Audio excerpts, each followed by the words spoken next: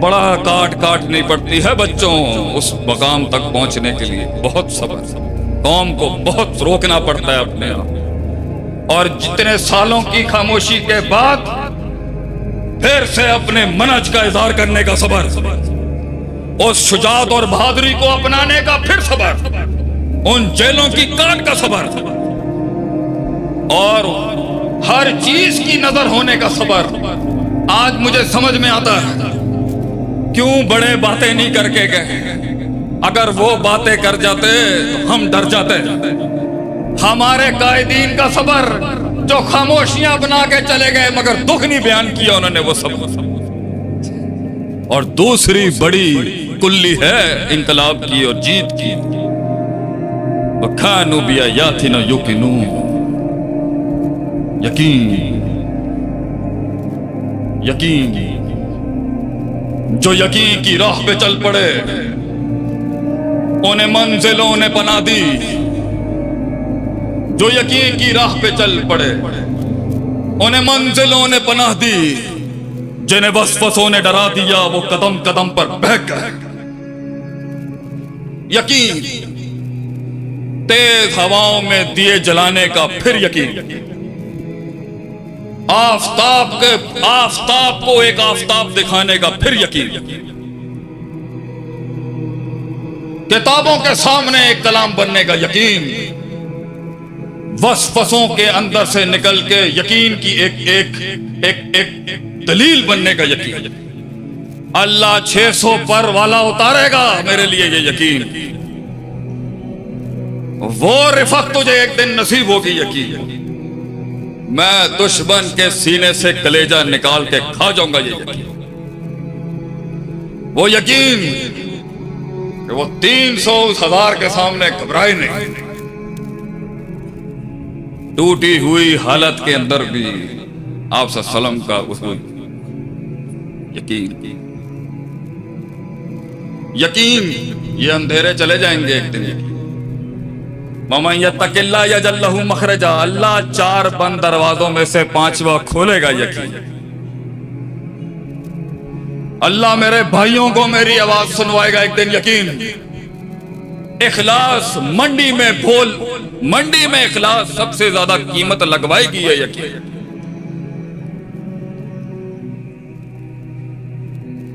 نکالوں کو ہراؤں گا ایک دن یقین،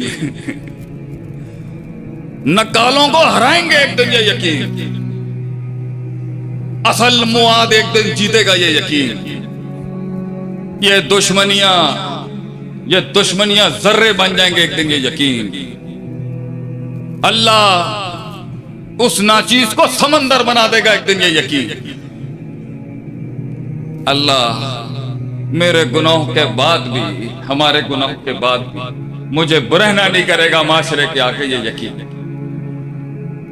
اللہ وہ رفت، وہ ارتفاع، وہ بلندی، وہ راج دے گا وہ یقین۔ صدیاں گزر گئی سلمان فارسی کی رضی اللہ تعالیٰ، صدیاں گزر گئی اس کے اوپر، لوگ اپنا علاقہ نہ چھوڑ سکے، ارے اس نے فارس چھوڑ دیا، باپ بھی چودھری تھا۔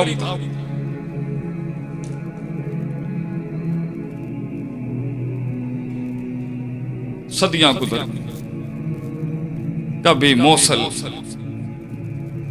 موصل سے یہاں پہ اموریہ، کبھی اموریہ سے جرسلم، ہر علاقے کے اندر پہلا عالم ہی جو ٹکر گیا وہ اخلاق کا ہی اچھا نہیں تھا۔ زبان مختلف، خوراک مختلف، لوگ ہی نہیں سمجھتے، مذاق بن جاتا ہے انسان۔ جس محل میں وہ جائے اور اسے زبان، وہ کلام ہی نہیں کر سکتا۔ غلامی بیچ دیا ظالموں نے، ایک صاحب بیچ دیا بیچارے، پھر بیچارے پہ بیٹھے ہیں صدیوں سے۔ یقین مکے سے ایک دن انقلاب آئے گا یہ یقین۔ میں اس سچائی سے جو میں نے اپنے علاقے جو قالوا لہو وہ کے اندر جو میں نے سنا تھا نا اس قافلے سے کہ کوئی حق بھی ہوتا ہے کہیں، میں اس حق سے ایک دن ملوں گا، یہ یقین۔ آج رستہ نہیں دکھ رہا، اللہ رہبر بھی دے گا، دلیل بھی دے گا، اساتذہ بھی دے گا، رستے بھی دے گا، اللہ مجھے ہمت بھی دے گا ایک دن، یہ یقین۔ یہ زندگی یقین اور صبر کا ہی مصداق ہے یارو۔ اللہ تعالیٰ اگر کہیں پر کہانی رکی بھی ہے یا پھنسی بھی ہے یا پہنچ گیا اور بھوک ختم ہو گئی ہے، اور اب اوپر کی سطح کے اوپر جو ہٹ لگی تھی اور اب وہ اللہ کے پاس آ کے پوری ہو گئی اور آگے نہیں بڑھ پا رہا، مزید نہیں پڑھ پا رہا، مزید نہیں لڑ پا رہا، مزید نہیں مطالعہ کر پا رہا، دل نہیں کر رہا، واپس لائیں اس کو اس کی طرف۔ بڑی کاٹنی پڑتی۔ اللہ تو انسان کو آسانی سے مل جاتا ہے، مگر اللہ کے ساتھ اس تعلق کو قائم کر کے دنیا کے اندر اس کے نام کو، اس کے دین کو، لوگوں کی تکلیفوں کو، ان سب کو درست کرنے کے لیے، اس لیے انسان کو اللہ نے بھیجا اس دنیا میں، وَمَا خَلَقْتُ الْجِنَّ وَالْإِنسَ إِلَّا لِيَعْبُدُونِ۔ اس میں بھی احسان کا درجہ بھی صبر اور یقین۔ اس لیے علم اپنی ابتدا میں تو علم ہے، اپنی انتہا پر اس کی تعبیر یقین سے کرتا ہے اللہ، اور صبر اپنی بنیاد میں اور عمل اپنی ابتدا میں عمل سے تعبیر ہے، لیکن اس کی انتہا صبر ہے۔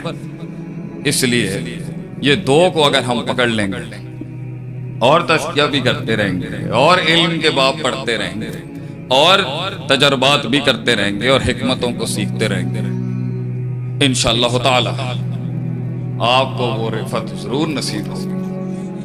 اللہ آپ کو یہ سارے بچے جو یہاں بیٹھے ہیں پہنچائے گا ایک دن، یہ ہم آپ سے دعوتاً کہہ رہے ہیں، آپ ان اصولوں کو پورا کر دیں۔ یہاں کا ایک قاری کیا پتا حرم میں قرآن سنا رہا ہو، کیا پتا وہ کسی بڑی جگہ پر قرآن سنا رہا ہو، اللہ آپ کو بھی وہ بلندی دے۔ کہیں سنی بات میں جو غلطیاں تھیں سب میری تھی، جو حق بیان کیا کل بھی اللہ کا تھا، آج بھی ہے اور ہمیشہ رہے گا۔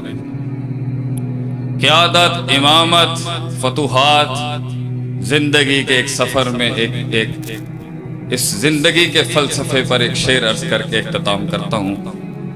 اگرچہ آپ صلی اللہ علیہ وسلم شاعر نہیں تھے اور شاعری کو پسند نہیں کرتے تھے، لیکن اجازت دی انہوں نے۔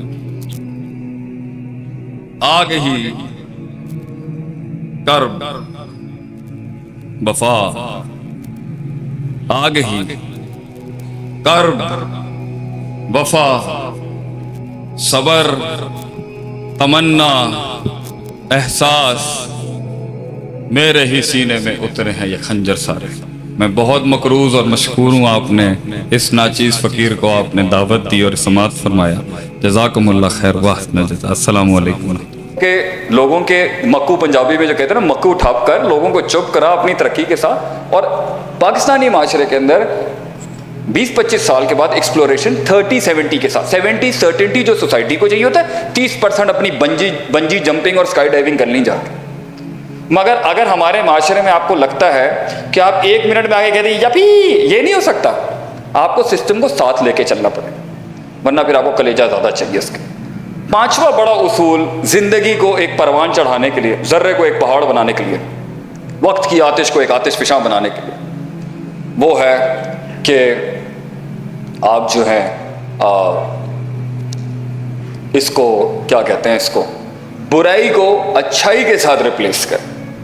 ہر برے فیصلے کو، ہر برے ڈیسیشن کو، ہر بری آپٹ کو، ہر برے جو ہے ڈیسیشن میکنگ اور انیشیٹوز کو، اور ہر غلطی کو اتبع السیئۃ الحسنہ، اللہ کہتا ہے قرآن میں، ہر برائی کو نیکی سے ریپلیس کرتے ہیں۔ ہمارے اکثر مسئلے اس لیے خراب ہوتے ہیں کہ ہم برائی کے اوپر نا ایک اور بڑی برائی کر دیتے ہیں، ہم فساد پہ بڑا فساد کریٹ کر دیتے ہیں، ہم ایک بڑے میس اپ کے اوپر ایک بڑا میس اپ اور بھنڈ مار دیتے ہیں، اور وہ پورے کا پورا شجرہ خراب کر دیتی ہے وہ چیز۔ ایک غلطی کے بعد اچھائی کرتے ہیں، اس کو سدھارتے ہیں، اس کو صحیح کرتے ہیں، اور پھر آگے چلتے ہیں۔ 5واں چھٹا بڑا اصول، ایک بڑی لیڈرشپ اور ایک ٹاپ لیڈرشپ اور ایک کامیاب انسان زیادہ انگیج جھگڑوں میں نہیں ہوتا.